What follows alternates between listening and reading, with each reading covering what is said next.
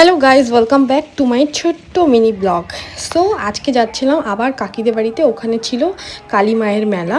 তো এই যে দেখতে পাচ্ছ তোমরা, ঠাকুরকে ভাসানের জন্য বার করে নিয়েছে। মানে ওদের হচ্ছে গিয়ে আগের দিন রাত্রে ঠাকুর বানিয়ে সেই দিনই রাত্রে মণ্ডপে এনে পুজো করে, দেন তারপরের দিনই দিনের বেলা আবার বিসর্জন দিয়ে দেয়।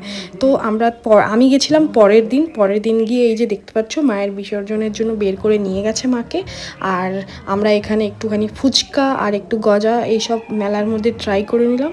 মেলাও প্রায় উঠে গেছিলো, আমি লাস্ট মোমেন্টে গেছিলাম। তারপরে গেলাম হচ্ছে কাকিদের বাড়ি। রান্না হবে, সবাই কাজ করছে আর আমি ফাও ঘুরে বেড়াচ্ছি, ফালতুগিরি করছি।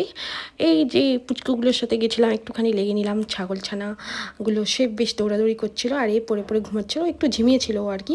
আর এইটা দেখো না কি ছটপট, এই বাপরে বাপ। তারপরে এই যে সুন্দর ফুল তারপরে এই ছোট্ট বাচ্চার সাথে দেখা হলো, ছোট্ট বেবি, কাকিদের বাড়ির নতুন সদস্য। তার সাথে একটু কথা বলে নিলাম। তারপর আমি একটু গিলে নিলাম, আমি তো মাংস খাবো না, তাই জন্য আমি ভাজা পোড়া দিয়ে যে বেশ সুন্দর খেয়ে নিলাম। ডিম আলু ভাজা, চিংড়ি, লাউ চিংড়ি। আর মাংস হতে দেরি আছে, আমার যাওয়ার তাড়া ছিল, তাই জন্য আমি তাড়াতাড়ি খেয়ে বেরিয়ে পড়লাম।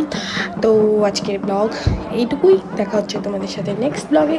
ততক্ষণ সবাই ভালো থেকো, সুস্থ থেকো, আর মায়ের মুখটা দেখো কত সুন্দর।